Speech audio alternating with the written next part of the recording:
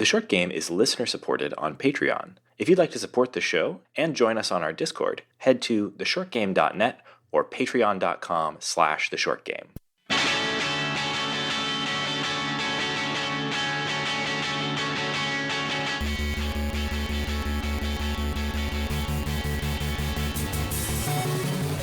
Welcome back to The Short Game. This is a show about short video games, games that respect your time. I'm Raygan Kelly, and I'm joined this week by two excellent co-hosts, Nate Heininger and Shane Kelly.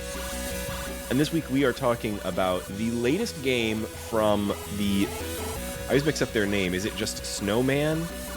Snowman, yes. Yes, Snowman. The developers of the Alto's Odyssey and Alto's Adventure games. Absolute all-stars from me. This is their latest game out on iOS via Netflix, their subscription service for games. Laya's... Were you guys saying Laya? Laya's Horizon? Laya's Horizon. I was saying Laya's Horizon in my head the entire time, but it always had this sort of vibe to it, like she's a liar. Don't believe Laya's Horizon. Well, I did not. I didn't hear that, but now I do for sure. That's all I hear now. Thank you. Not to trust. Do not trust Laya. Don't believe the Laya. Mm-hmm. But yeah, this is a game. Shane, tell us about it. Well, it's the first game that I've played from them outside of Alto's Adventure and Alto's Odyssey, which, as you said, like super beloved for me. Those games came out, I want to say the first one was 2015. And actually, we don't get to talk that much about that game on this show. It comes up pretty much anytime we talk about Endless Runners or sometimes early App Store. But, some of my App Store memories, just to put this in context, 2015, when they dropped that fantastic crystallization of the beautiful looking nice Endless Runner, an Endless Runner you're not irritated to look at endlessly. They had also put out their, I remember, shift worker calendar app, which was what everyone at my Apple store used. It was actually if you go onto the App Store for Snowman, it's still up there. And it's, if anybody out there is a shift worker, I've got to recommend Shifts. Weird. I didn't know that they were the ones that had made this. I actually remember. Yeah, I remember a lot of people used this at the Apple Store when I worked there too. Although I don't think I did. Mm-hmm. Weird. Yeah, I didn't know that. And it looks like it's still maintained. Oh, no, I don't know. It's hard to tell. The photos, like when you pull up the page, the photos are like showing it on an old school iPhone with a home button, and it says built exclusively for iOS 8 and Apple's latest phones. Nice. The Notes app is still like a little 3-ring binder or whatever. Yeah. I don't know. The app looks okay. This is probably still usable, but yeah. I don't know. Did it survive 64-bit apocalypse or whatever? The Alto's Odyssey was you're talking about Alto's Adventure, and then the sequel, Alto's Odyssey, which was really just an expansion on it. In fact, it's worth mentioning that those two games are still both excellent, and if you're on Apple Arcade, there's enhanced versions of both of those games now, which add additional areas and content and new challenges, which is great for those kinds of games that they have a lot of depth and you can really put a lot of time into them. I certainly have. Yeah, I don't have my Apple Arcade subscription anymore, but when I did, I get sucked back into the Alto games pretty frequently, and once again they pulled me back in. I got pulled right back into Alto's Odyssey, even though I had I 100%ed everything there was to do in Alto's Adventure, and Alto's Odyssey I had nearly done that, and it sucked me right back in. And they had some really nice little additions, some new zones that you could get to, and some new challenges. They've had a couple of other noteworthy games between those games and this that I've only played one of them, but the Alto's games are such all-timers for me that I have a lot of love for this developer. They released a game called Skate City that I believe also was an Apple Arcade exclusive. I played a little Skate City. Yeah, I played a little bit of it too. It wasn't really for me. I think when I play side-scrolling skating games, I want them all to be ollie ollie. and it wasn't quite Ollie Ollie, and so I didn't get that into it. They published Where Cards Fall from the game band, the makers of Blaseball. But I think they were just the publishers on that. But the one game that actually I have put a lot of time into is also on the Netflix subscription. It was one of the things that launched with Netflix's game subscription service, and it's called Lucky Luna. Have either of you guys played Lucky Luna? No, I haven't played that. No. It rules. Is that them? Actually.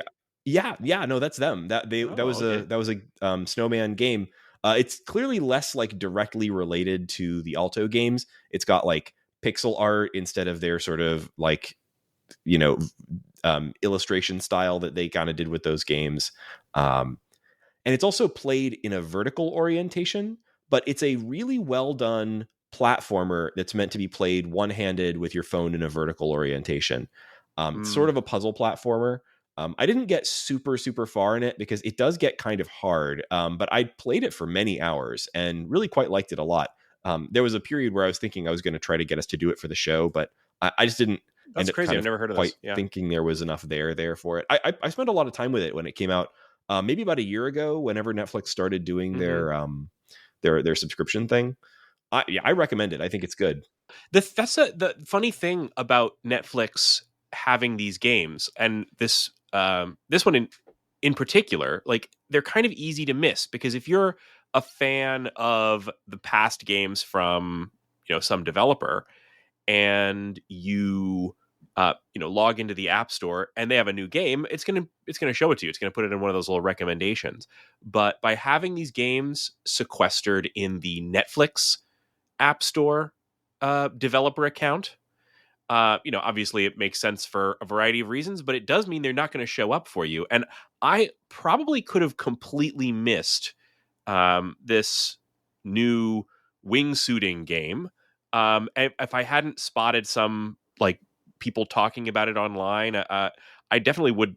I didn't know it was a thing until it had been out for a little while. So for whatever reason, the Alto games got like really popular, not just in sort of game circles, but like specifically, they were really talked about a lot in like tech and iPhone circles, like on those sorts of podcasts and stuff, which is like, part of the internet that I pay a lot of attention to. I think that's kind of related to the fact that they made the Shift app that everyone that worked at the Apple Store used. So funny. It was maybe you're right. The game that everybody and it was probably, and I remember it being installed on the floor phones as well at Apple. It was. So, I think it was just one of those things that like Apple was also pushing it in. Like they've got, they'll put it on the phones in the stores. They put it on, in like. I think it did well in their design awards too. Yeah, I mean, it is such a nice. Speaking aesthetic. of great picks for the design awards this year. I wonder. Good call out. Like I wonder if we haven't done episodes on the Apple Design Award winning games in a while. Because they've generally like the ADAs have just generally been a lot less interesting for games in the last few years, but they're a little more interesting this year. So maybe we used to cover it every year. Yeah, let's get Mark back on the show and maybe we'll do that. Bramhill and drop some bird facts in it. Absolutely, yeah. Speaking of Mark, he was just on an episode of Mac Power Users. So shout out to him. Yeah, it was a good episode. Howdy, nice. Mark, if you're out there. But yeah, I was excited about this game, really excited about it because it's much more clearly like compared to something like Lucky Luna, this is much more clearly like in the lineage of the Alto games. Alto games, is it though? It's very mechanically different. I think stylistically, it's a callback to the Alto. But that's games, why I was excited. It feels like if somebody was setting out to make to evolve the Alto games into 3D, you see how they might have arrived at this game design. It has a visual look that's very similar to them while sort of being, in 3D instead of 2D, but specifically like just going back to the Alto games for a bit. And I know we've been mentioning them, but I haven't like explained, and we never really did. I think we did an episode on Endless Runners where I talked about them a lot, but that was like 5 years ago. Or maybe more. The Alto games are Endless Runners. Yeah. Oh my God. Time. The Alto games are both Endless Runners. They're basically two parts of the same game. They're very, very similar, just different environments. And they're pretty basic. They are a snowboarding or sandboarding Endless Runner. But the thing that really makes them like work is that they have like a really good sort of Zen vibe. They're not like ultra difficult, at least not after you get used to the basics. And they have a real feeling of freedom compared to a lot of endless runners, in large part because they have this upgrade that you can earn. And depending on how well you're doing, if you want, you can basically keep it the entire game, where you have a sort of wingsuit that you can use as a sort of an extended jump, and even do like flips and other cool moves. The thing that really stood out to me with the Alto games is that a lot of other endless runners, especially at that time, were like dexterity games. You know, you have like your temple runs and whatnot, where things are coming at you quick, and it's more about twitch movement and recognizing ideal path in a very short amount of time, and that can be fun. But I never really clicked with those games, whereas Alto was way more, first of all, about vibe. And a game like Temple Run, the vibe is obnoxious, and then also it's more about momentum and timing, but everything is a little bit more slowed down, a little more like, well, casual, you know, and in a very pleasant way. In Alto, it's like, you know, oh man, I really thought I could have done 2 or 3 backflips, but I didn't. Oh no, I'll start over. In Temple Run, it's like, man, I got devoured by a thing and then fell into lava. Just very, very different vibes, and I connected really well. I also loved the Alto games, and Totally agree. Yeah, this game I was very much looking forward to, because again, while it is quite different in how it feels to play, it's definitely of the lineage, right? This is is. Yeah. So Shane, you've spent the most time with it, though. Yeah, Like, absolutely. I love this game. I've really fell for this one hard. The things that I loved about Alto's Adventure and Odyssey are really many of them the same things that I love about this game. Like, for Alto's Adventure, it had an absolutely beautiful visual style. It had this kind of very minimal look, but with really interesting dynamic lighting and really nice attention to detail. And it combined that with a really uncommon for this genre of games specifically, very serene, calm atmosphere that was, you know, made even more kind of entrancing by this kind of dynamic day and night and weather system. That, you know, the game has kind of an ebb and a flow to it that is just a very good game for relaxing to. And a lot of the times that's something that is lacking in mobile games. So, where it's it's all about, Temple Run is a great counterpoint to this. Like, Temple Run is louder than a slot machine. So, while you're talking about noise, though, you got to call it the sound design of the Alto games. And I think in Laya's as well. Totally agree. Alto was a big podcast game for me, but it's one of the few games that I would play while listening to a podcast that I also left all of the sound on. Turned down the music because that's a little too much for my brain, but the sound design of that game was incredible, and just like the calming sound of the board on snow was very nice. But the grinding and all the little noises were fantastic. It has a really beautiful soundtrack. Even if you are tuning it out for a podcast, probably 50% of the time, once you've played that 50th level of it. But it had so much of the game. Yeah, on top of that, it also had a really engaging. The gameplay itself engaging, but on top of that, a really engaging objective and progression system where it kind of meters out these little mini challenges to you, giving you a bunch of varied challenges and goals that are things that are, pretty straightforward, like collecting coins or doing certain tricks and things like that. So all of that together made it, for me, a really replayable game. I have sunk tons of hours into that game and its sequel. And so I was super excited to try out Laya's Horizon. And it has all of those things that I just listed are also pretty much true of Laya's Horizon. It starts off being very visually different because it's in 3D, but It also has a map and a island that you're exploring instead of being an endless runner, but it is still fundamentally kind of a run-based game because you're choosing a path or taking on sometimes races and things like that where the path is chosen for you down from the highest mountain peak of this beautiful wind-swept island all the way down to the shore. And I tell you, this island is gorgeous. All the Yeah. variety that you had in the biomes in the previous games is reproduced threefold, maybe tenfold, in this beautifully realized three-dimensional island. Talk about the sound, like you were saying, Nate. Like the just attention to detail in the sounds in this game has always been big. You can swoop down next to little goats and you'll hear them make their goat noises. And there's there's millions, not millions, but there's many kinds. It feels like limitless little teeny tiny details that you can swoop down and see, things from signage to little animals to people going about their day, other wingsuiters, things like that. The island itself and has this varied architecture and geography, and it's like every kind of biome you can imagine is kind of glued together in a very video gamey fashion. But Yeah. that's beautiful to me, and the detail and the style really matches that same style, that low detail but beautiful lighting and color that you got in the original Altos games. So for me, just cruising in a wingsuit down from the highest peaks here, just similarly a really relaxing experience. What did you guys think of the basic gameplay and vibe that you got from the game?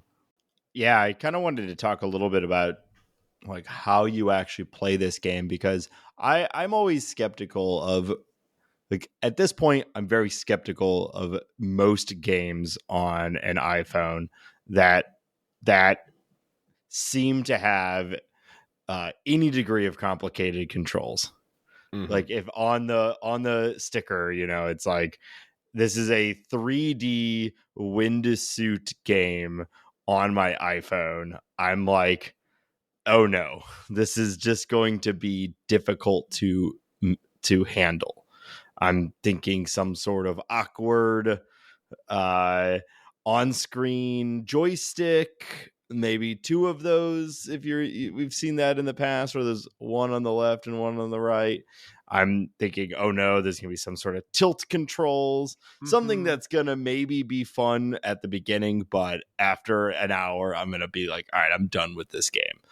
Because so rarely at this point am I finding, especially 3D games, that are like fun and effective on my iPhone. And gliding is an extra challenge for controls, I think, because if you have a game where you can fly, you can always like circle back and whatever. But gliding, you're not easily gaining too much height under most scenarios, and you miss it, or you hit that wall. You're gonna. Worth mentioning, you have a magical shield that will bounce you off of a wall the first time, which I love. There's actually a little bit of I think a little bit of lore going on for your there's magic. Some comedy and some lore in this game that just the right amount, almost a little none. bit. Yeah, more so than I guess the Alto games had, but even those had a bunch of. I was a little worried when it was like, oh, they got this game brought jokes. That's another thing that I just get really nervous about. No way near too many jokes. But what it does. So back to the controls. This game has a wingsuiting mechanic that is kind of inspired by the way your character's arms would be moving to control the wingsuit, and you are basically putting a thumb on the left and right side of the screen, and when you swipe your left or right thumb up or down, Laya will raise her left or right arm, and that is allows you to do all sorts of different things, from kind of flapping to diving to tucking your arms at your sides to rocket down, and so it is pretty. I was thinking, when I heard you guys weren't like totally won over by this game, I was thinking it would probably be the controls. The controls to me worked well once I had the knack for it, once I had like played around with it for a while, but it did take me a while of messing around with it to kind of come to terms with the fact that I couldn't fly up or turn super fast or and a lot of that was just the fact that like sometimes you have to quickly be a little bit more acrobatic. I think, Raygan, you were saying endless runners earlier, that the games apart from Altos were sometimes a dexterity challenge, right? And I mean that this game asks a little bit more of you in terms of dexterity. Yeah, I think it was. So, Shane was sort of alluding to this because we've been talking before the episode. I mostly bounced off this game, which is a weird thing for me to say. Raygan wasn't wearing his magic shield. So Yes, it's not quite. So I did appreciate I appreciated the game visually. The sound was great. And from a concept perspective, I liked it, and I liked the like incredibly detailed world here. But ultimately, I found myself getting frustrated with the flying a lot, and the flying is the whole thing. So probably the controls. I do think there's a possibility that I just didn't get quite far enough to appreciate it. Part of that is that like I remember vividly the first time I tried the Alto games. I had a kind of a similar thing where I really bounced off of it. I found myself failing a lot early on, not getting the knack of it, right? And it wasn't until I got good enough at the game that I could reliably get far enough to get the wingsuit, which doesn't really happen until you've been playing for about 5 minutes. Here's the thing about that. Like, this, I think, is similar to Alto in that way, because Alto had this kind of risk and reward element to it, right? You had to really nail a few good jump. Like, how many games of Alto last less than a minute because you miss the first jump, the first couple of jumps? Yeah, totally. Yeah. And in the wingsuiting in this game, it's also pretty high risk. Like, having the ability to bounce off of a wall one time will not save you if you're not wingsuiting very well. And there's a lot of ways to screw up in a wingsuit. It's literally like one of the most deadly hobbies that anyone can have. So, have you? I watch some of those wingsuit videos every now and then, and like wingsuit failure videos where some guy just like tears up his arms and ass on the side of a mountain are just like some of the most like grit your teeth videos on the internet. They always seem to pop up on the on some of the subreddits that I'm on, where people like to post videos of people getting hurt in creative ways. What subreddits are you on where people like to post videos of people getting hurt? I think one of them is called like There Was an Attempt, and it's basically like a failure thing. You know how these things are. And I'm trying to think, there's probably some others. I've subscribed to a lot of kind of junky subreddits, but you didn't strike me as the type of person where somebody being mangled through a tree just like shows up in their feed, but I get it.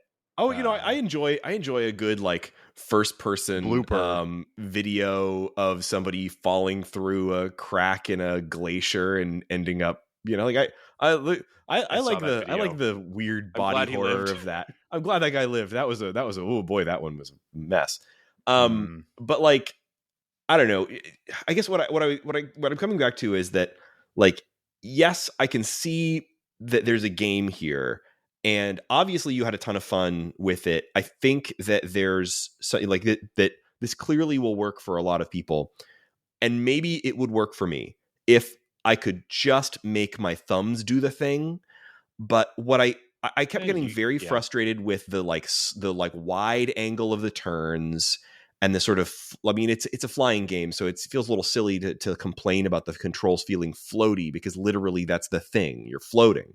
But it's very floaty, and it didn't deliver for me what I was hoping for something. The idea that well, okay, but I was hoping for something a little bit like more in the vein of Alto, where I, like, that is a game that I get into a flow state with it, and the controls are much simpler. It is literally one button apart from occasionally tapping a second button for activating the wingsuit. So it's very simple. It's very direct. And it's binary. There's no like analog control to it. It is, you are touching the screen or you are not. And I feel in that game that I have complete control over what is happening on screen. And with this, I just constantly felt like I was barely restraining Laya from careening into a tree, and often unsuccessfully at that.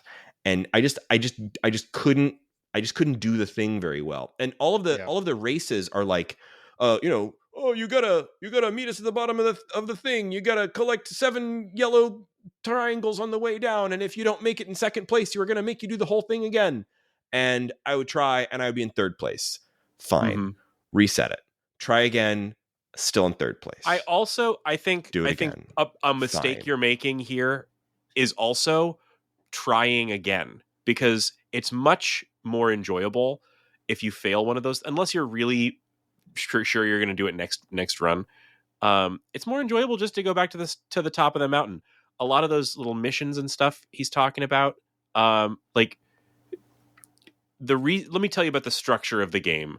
Sure. And how the missions are involved in it. Because for me, the missions are not the main thing that I'm chasing in a game like this. The main thing I was chasing is the same little triad of fun objectives that it drops as you level up, right? So in this game, that takes the form of unlocking additional wingsuits, which you're leveling up and you're unlocking additional wingsuits. And those will be challenges like race 2 birds in the same run, or fly under 3 bridges in one run. And there's just a wide variety of these. I found the objectives to be super varied and often really fun to just kind of look for and explore the island while you're looking for these that is something that I appreciated about it. And that's something that I did see as like a through line with Alto, because the most fun thing about the Alto games was that it always gives you this set of objectives, and they would be little things that you could look for doing, even if maybe the overall objective is like have the longest run, but in any given run, the chances that it's going to be your best and longest run of all time are very low. But the chances that you could try to address these little micro challenges that it continues to throw at you were quite high, and they were something to like keep you engaged. I really appreciated that, and I do think that this game was doing that. I guess maybe I was focusing too much on these little, like, what I don't know what you even call them, character missions, where you go and talk to a guy and he tells you to do a thing, as opposed to those sort of are like overall actually objectives. To my mind, they're mostly optional. Like, I think to finish out all of the objectives, I did have to progress all of those character missions at least. Actually, no, I don't think you have to progress any of them particularly. You in order to get your level all the way to the max. One thing I think they did very smartly with those character missions is that each one of them is kind of associated with a little bit of a slightly different mode of gameplay, and they each unlock a trinket that gives you some sort of ability, but most of them unlock that trinket after you've done like 2 or 3 of their missions out of a total of maybe like 5 or like 5 to 8. I don't know how many. Yeah. Took me a little while to figure that system out because it is a little unclear, but you basically start at the top of the mountain, or whatever peak you have selected, and you have your up to 3 objectives, but then there's little markers at the top of the peak that indicate in each direction there is a quest. And it'll sometimes tell you, like, you can see it in the screen, and you can see where you're supposed to go, and you know exactly where your landing spot is to begin this little quest or little adventure, race, whatever it might be. And then sometimes, which just took me a little while to figure out, is it's just pointing you to say they are over this way. You have to actually you have to find them out there. So you have to kind of go and explore. Yeah, this is an exploration-based game. Yeah. Much more so than, Alto is not. Alto, you're trying, if you're really trying to be the best Alto player, I don't know, it's beating your personal best distance or whatever. But the distance in this is always pretty much the same. The island's not going to be getting any bigger. But Yeah. this is all about this endless, like, little level of detail and exploration of the island, because the island is dense with different cool things and people to talk to and things to see, caves to fly through, all kinds of Yeah. things. So it's Well, this really is about not finding an what- endless runner. Mhm. This game No, is not at not all. an endless runner. It is this, you jump out Not a and runner at all, really. Yeah. yeah, it is most runs in I don't know, I'd say 2 to 5 minutes, depending on what you're looking for and how much you're really gonna milk it. Because Raygan, I do agree with you, especially at the beginning. I felt like the controls were pretty clunky, but I kind of opened up my take on this game by bringing up the controls, because ultimately I kind of liked them, and once you get comfortable with it, you really can do some very tight turns, and some of the races can become these sort of like slaloms where you're jumping and zigging and zagging in between trees. And that is actually where I thought it felt more like an Alto game, where an Alto, when you perfectly land that backflip right on the downslope and you get the little boost and everything, feels really good, similar to like a Tiny Wings or something too. You don't get that in this game, but when you do perfectly curve around a tree or curl around like some sort of underpass, it does give you that sense of momentum that I really enjoy in this game and just in games in general. I've said before that swinging is my favorite mechanic in video games, and part of that is because of that feeling. Yeah, you're a famous swinger. Yes. Hey, when I was like in third grade or something, I started what was called the Swingers Club, which What? was me and all my friends would go and like Swing on the swings. yeah, we would rush to the swing because we were the First, swingers. everybody takes their keys and they put them in a bowl. Yeah. And I only bring this up to say, like, I have to, because we talked about it all the time. We were the Swingers Club, and I can only imagine all the adults love it. just like, I can imagine like little Nate, like chubby cheeked, barefaced, little sunburn, maybe a cute hat on, swinging on those swings. And he's saying, "This is my favorite mechanic." yeah, I really keyed in early on the language around. I was talking about my verb sets, that I like on recess, tagging, hiding. Speaking of mechanics, this game, I actually would really compare it to another game we covered that we haven't brought up, and that's Sky Children of Light. The flying mechanic here is very, very similar to that one. So if you liked that, it's that one there's obviously differences. That's a very linear game where you're traveling a lot. This one's much more of a gliding sort of experience than flying, but pretty similar. And that game has a huge fan base still, I believe. Sky Child of Light, right? Because that's like a perpetual game too, isn't it? Mm-hmm. Yeah, I think it also gets marketed a lot. It's one of the only mobile games that we've covered that I've ever seen a billboard for. Did I ever tell you there was a billboard for Sky Children of Light? Like 2 years after we covered it, there was a billboard on my commute. Very strange. So I mean, clearly it's doing well as like a going concern. Little peek behind the curtain here. It's one of our most downloaded episodes of all time is our Sky Child of Light episode. So shout out to all our Sky heads out there. Hopefully you're, this game's for you too. You guys really are children of light. So yeah, ultimately, like Raygan, I do agree with you as far as especially beginning into the game. I think that the controls can be a little strange. You feel like you should have more control than you do. And I also found some of the guidance around the quests and like what you're actually supposed to be doing has been a little unclear at times. Like literally right now, one of my objectives, I don't know what I'm supposed to do. I assume at some point I'll see something that will teach it to me, but I've not encountered it yet. So there's a little bit of stuff like that like made me like this game a little bit less, I think, than Shane. But ultimately, I've been really enjoying it, and it overheats the shit out of my phone, which makes it difficult to play at times. But outside of that, I've been really enjoying it. That is something to talk about here. Like I had the same experience. It didn't overheat my phone to the point where it stopped working, but it's it a real definitely- battery drain. Yeah. It literally did. So I was complaining about this to the guy, to the crew in Discord. But basically, my I don't know if it's just my phone. It's not old. It's an iPhone 12 Pro, so a couple years old, but not like outdated.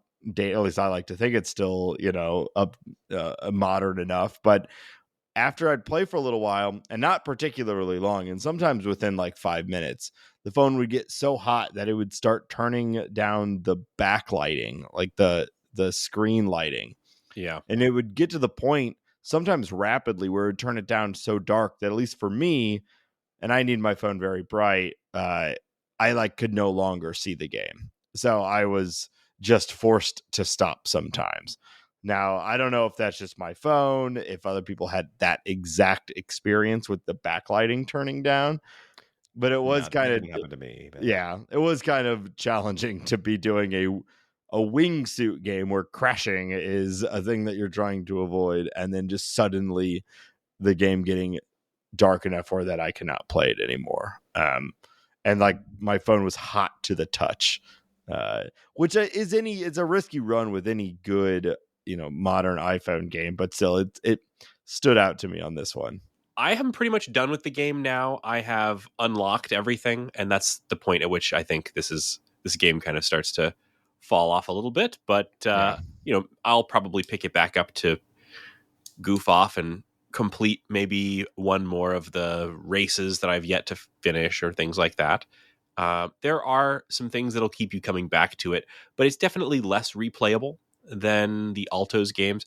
I know Raygan and I probably Nate as well, have had that experience of getting to the end of the list of challenges that they give you in these things. Remember how Alto's kind of just, you get to like 50 or 60 of them and you just sort of run out. It's like, well, what am I doing now? It's funny how just an objective, even a mundane objective, is like enough to keep me playing a game like that. Totally. I don't know, Raygan, you put like 10,000 hours into Alto, so you were going well past objectives. Yeah, well, I don't know. Like the game was those objectives. It just has a lot of them. So the Alto games had like, dozens and dozens of like levels, and each level was made up of 3 objectives. And yeah, when I finished all of them for the first game, Alto's Adventure, that was when I put the game down. And Alto's Odyssey, I ended up like on a few of them that were just felt absolutely insurmountable, just like completely impossible. And I would put the game down for months and come back, and then I would pick it up again and maybe get past one of them. But it's a good structure. Not every game with that structure works for me. It has to be something that I like innately want to just like do the physical thing, right? Those sorts of objective structures. It just sort of relies on more intrinsic rather than extrinsic motivation with those. Like the mere existence of the objectives isn't what does it for me. It's that they're asking me to flex into something that I'm already enjoying. So, well, they do serve as a good teaching tool. I think that's what this game, and the Alto's games do, is they introduce a new item, a new concept, a new move or whatever, and then you have a set of objectives that you need to do that likely utilize that new move or whatever. It just occurred to me there is one important thing we didn't discuss, and that's the boost mechanic, which I did think was nice. The game the world is full of these little yellow sparks that'll charge up your boost, but you also charge that boost by doing close flybys of the ground or walls, or flying through hoops, or a variety of other little tricks that you can do. And that little level of encouragement to get you to, and then that boost energy is used differently by the different capes, and is kind of impacted by the different charms. So putting all that together lets you really experiment and play in a way that Alto's never had. Kind of customizing your character and how they fly. So anyway, that all did really work for me, and the more I got into it, the more I liked the mechanics, especially as I was able to customize them a little bit. So I guess with that said, that's all I really have to say on the subject of this game that I've now damn near 100% in, and is weirdly controversial. I was not expecting that with this group, but here we are. I mean, I enjoyed it too, and the boost was fun, and it also, I like having a reward system for just like doing kind of cool stuff, like this game. I was talking about the momentum of it earlier, and it to me really does feel best when you are sliding in between tight spaces and pulling good tricks around corners and whatnot, and then it feels doubly good because you're also being rewarded with more boost that can help you get past the more mundane, just like, huge open areas that you're flying through sometimes. Yeah, and I feel super weird to be the only wet blanket on this episode, the only person who like didn't really jive with it, considering that considering my history with this developer and my like expectation that this was going to be a game that I was going to become completely obsessed with. And who knows, maybe I'm just at the wrong point in my arc. I haven't uninstalled the game. I'm going to keep it on my phone and I'm going to play it more. I just haven't quite grokked it yet. So we'll see. But I'm glad that we checked it out. I know we already talked a little bit about the fact that this was a Netflix game, and Netflix has had a kind of a weird but sort of interesting selection of games. But I wondered if it might be worth just talking a little bit about some other games that are part of Netflix's whole subscription package that we we're might in a weird recommend. era for game services on mobile, or in general. Like we talked a lot about game services on mobile as a thing back when we were talking about Game Club, RIP more or less, because I think they're an interesting idea. Apple was really set against them sort of existing. Really, they were really against it until they made their own, and then they realized it was a bad look to not let anybody else run one on their platform while the like antitrust regulators were looking. So they don't have there is no Netflix games app. There's no place you can go. Even in the Netflix app, I think there is a section you can go to in the Netflix app where you can see all of the Netflix games. But really, the easiest thing to do is just to Google Netflix games and pull up their page on the Netflix website where they just list all the games. And they're not like in some Uber app. They're all just literally games on the App Store with a little N in the corner of their icon. And you log in with your Netflix account in order to unlock the game. And you download Point and that's all you ever need to do. Yeah, that Point game is great. Point. Really, yeah. Point was like the launch game that like great launch game for the Netflix thing. They've added a bunch of games that we've talked about. Yeah, you mentioned Lucky Luna. Yeah, I mentioned Lucky Luna. Immortality they recently added, on there. Immortality, incredible game. I could see that being perfect on an iPad. Probably a little less so on a phone, but like really excellent on an iPad. They are the publisher behind the Into the Breach DLC that we got. That was part of Netflix. Yes. TMNT Shredder's Revenge got a mobile release. Not something I would have expected, but it's on the Netflix subscription. That game rules.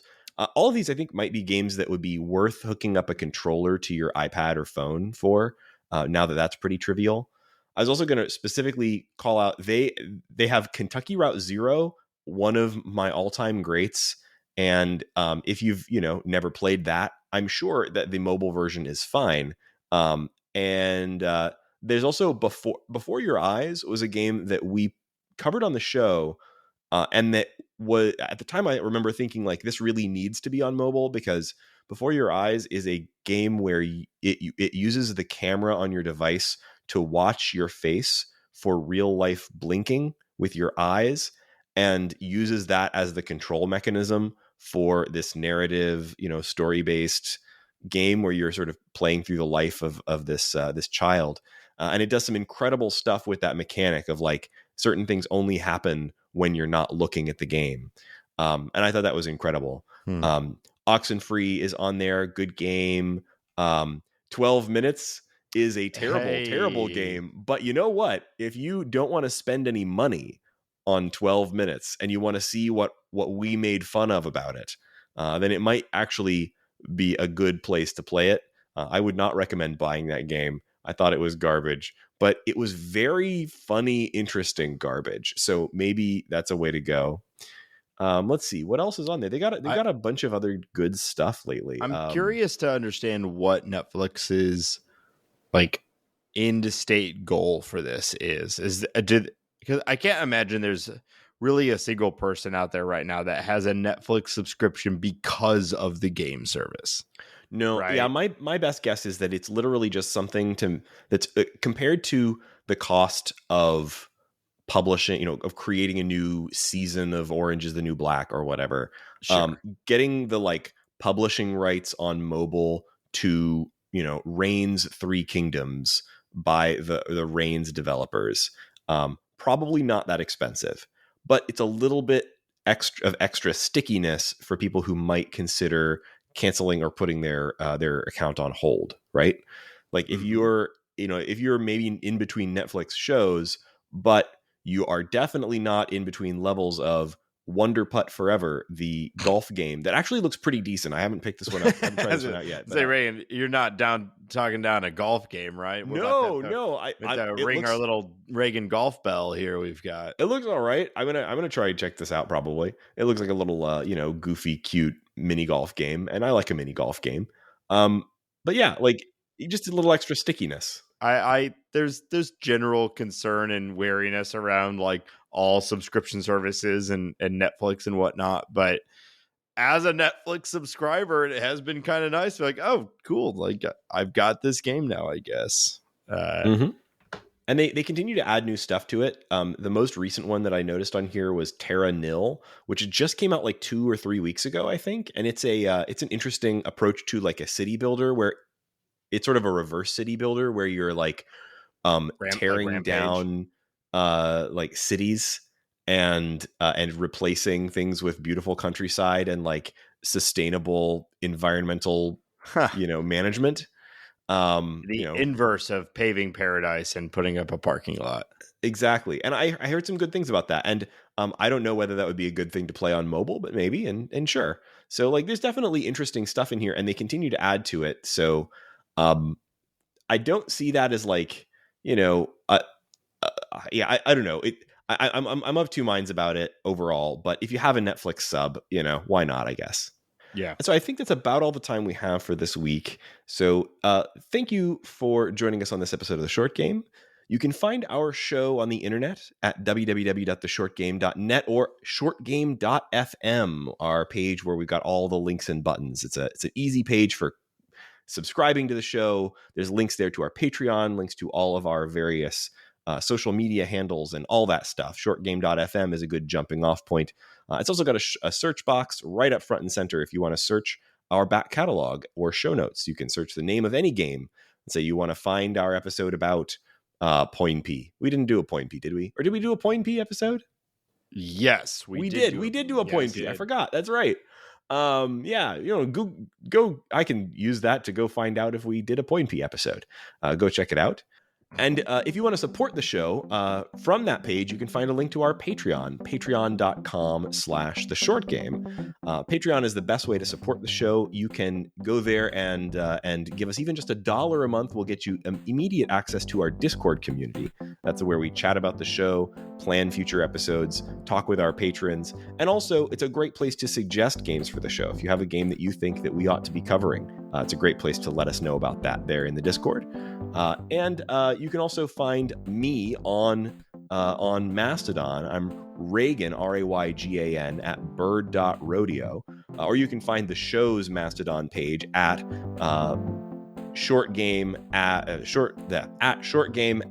mastodon.social. And we're still on Twitter, although they've cut off our ability to auto post the show to Twitter. Thank you, Elon, for cutting off the API to WordPress that ran that little process there. So now posts to the show account are when I remember them. But you can still find us there if you want to drop us a note. We do get those notifications at the very least. Nate, where can people find you? On Twitter at NateSTL and on Mastodon, NateSTL at bird.rodeo. And Shane, where can people find you? I'm on Twitter at 8bitshane and on Mastodon at 8bitshane at mstdn.social. Nice. And listeners, once again, thank you so much for joining us on this episode of The Short Game.